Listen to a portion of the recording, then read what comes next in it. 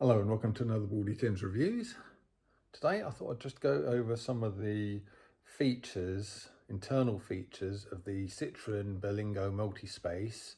I've been asked by a couple of people just to go over some of the internal features, how the automatic gearbox performs and some of the other functions and features, how the cruise control works, things like that. So here's a quick little video detailing a few of those things. So working kind of left to right, you've got passenger window button. So you pull that way up and that way for down. You can hear the window going down there probably. Pull it that way to go back up. Hazards, that's the door lock, so you can either unlock it or lock it. And that's the child lock, stops your kids from sliding open the doors on the back. That one. There we go, there's that one.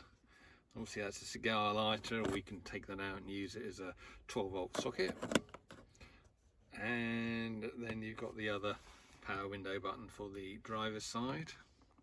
Working our way up here, you've got the sort of heater controls. So that's your direction. So screen and feet only, and face, and that's what you have it on if you want your air conditioning on, which is that button there, and it glows green when it's on and nothing when it's off.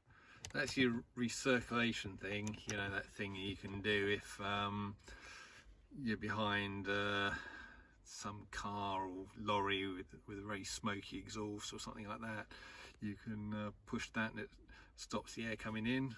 Heated rear windows on that one, and fan speed. You've got four speeds, so, and the fourth one's quite powerful, which is handy.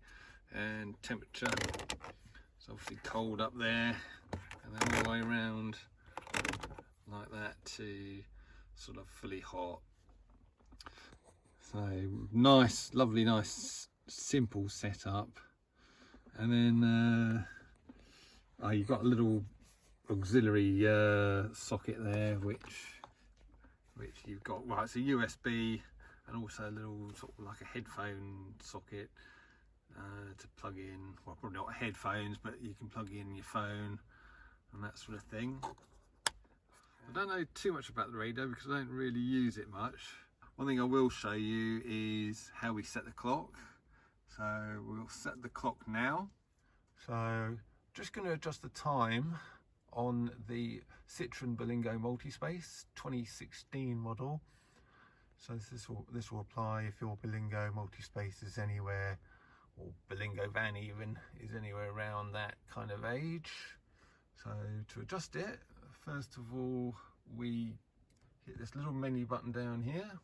You'll come on to personalization configuration, which is the one you want. The second icon from the right. If that's wrong, you just hit these side arrow buttons until it gets to where you want to be, which is that. Hit OK. Display configuration, again, that's the one you want, but if it's not on that, you go up or down arrow until you get to that, and then OK again. Date and time adjustment. Again, I'm lucky it's on the right one, but again, you just do your sort of top and bottom arrows to get it to date and time. OK again. So we know the day and the month and the year are all fine. So it's the arrow we want to do. So you just hit the down arrow here again until it gets to the hour. So you press OK, and then you can now adjust it again with the up and down arrows there. So we want that 9:18. I think it's probably more like 9:19 now. So I just do that onto 9. So hit OK. I can now adjust. So hit that. Go on to 18. OK again. So I can adjust, and I think I'll put it up to. I think I'll put it up to 9:20 because it'll probably be that by the time I've finished. So you then go OK. That's OK. 12-hour display I'll have rather than 24-hour. and then you go down to OK by hitting the OK there. Again, hit OK again, and there you go. It's 9:20 AM, Monday the 26th of October 2020, which is the day after the clocks went back. So I've now put my clock back, and we have got the correct settings for the time. So that is how you adjust your time and also your dates and all the rest of it on a Citroen Berlingo Multispace. That is your gear selector there, this button here, or dial here. So you've got reverse, neutral, you leave it in when you're parked up, and then automatic and manual. So, and when you're in manual mode, you use that in conjunction with these paddles here. So that's, you just literally, you know, the steering wheel's right here, so your hand falls naturally to it. So that's one to change down. You just give it a flick like that to change down each gear. And that one is the upshift on the right hand side. So a few flicks of that brings it back up the gears. Interestingly, when it's in that manual mode, it still actually does your downshifts automatically. So when you come up to a roundabout or something like that, and you were in 5th or 6th, it will actually go down to 1st for you. So it's not fully manual, it's still partly automatic, although the upshifts are up to you to do those. Someone was asking me, because these things can be a bit slow pulling out on roundabouts, but I have found that if you put it in manual, obviously it'll be in 1st when you make sure it's in 1st at the roundabout, and then just go up manually, and it does pick up and pull out a bit more quickly than it does in the auto mode. So if you know you're coming onto a busy roundabout and you're in sort of automatic and you're coming up to, say, a busy roundabout, you can just stick it into manual and ready to go. You can actually do it on the fly while the vehicle's moving, you know, go from automatic to manual. That's not a problem, it's not going to damage the gearbox. Yeah, a couple of tips for driving an automatic. One thing you must never ever do is use your left foot for anything. It's a very bad habit to start using your left foot to do your braking and your right foot for accelerating. You should always, yeah, as you would in a manual, always use your right foot for both of those. And the reason for that, especially if you're coming out of a manual car, it's very easy to, you know, kind of forget and think you're sort of going to sort of, you know, put your foot on the clutch to do a manual change. Of course, what you're doing is you're putting your foot on the brake. You know, these automatic brakes tend to be a bit wider as well anyway. And of course, what you end up doing there is like an emergency stop, and which is bad news if you're kind of on a sort of a busy road. Yeah, that's my wife had an accident doing that once many years ago.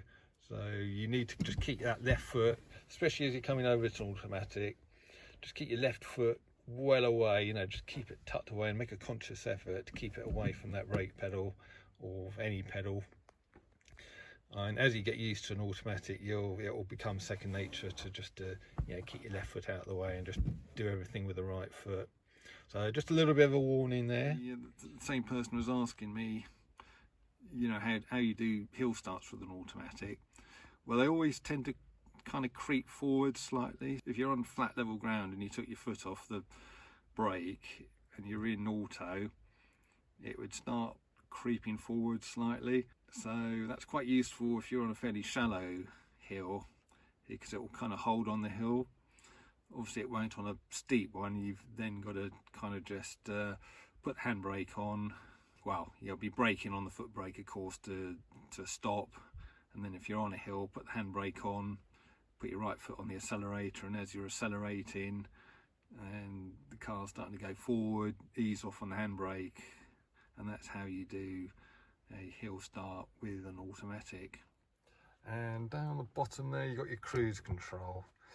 So what you've got there, you've actually got a speed limiter as well, so if you do that up, that will limit your speed. It's very useful if you're in one of those motorway kind of 50-mile-an-hour roadworks speed limit things, so you just set it to 50 and it won't let you go over 50, so that's quite useful. And then you do it down to go into cruise control. So what you've got to do, say you want the cruise control on, you've got to move that down to actually activate the unit, and then to set it,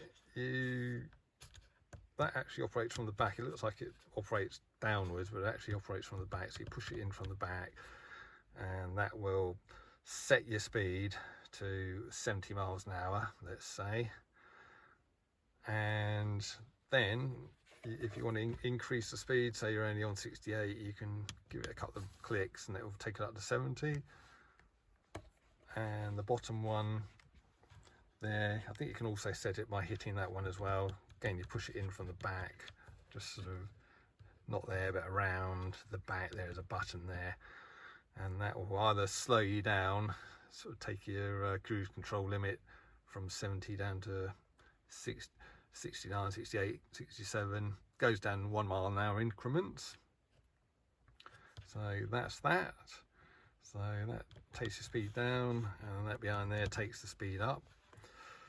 And that button, big button on the end there, just turns it on and off after you've set it. So that's quite useful if you're driving down the motorway 70 miles an hour and there's something a little bit slow in front of you which you're catching up on, you can just hit that, and then it takes the cruise control off, so you'll start slowing down, and then when that car's sort of moved on a bit out of your way, you can push that back on and it re-engages the cruise control, and then up like that to the speed limiter.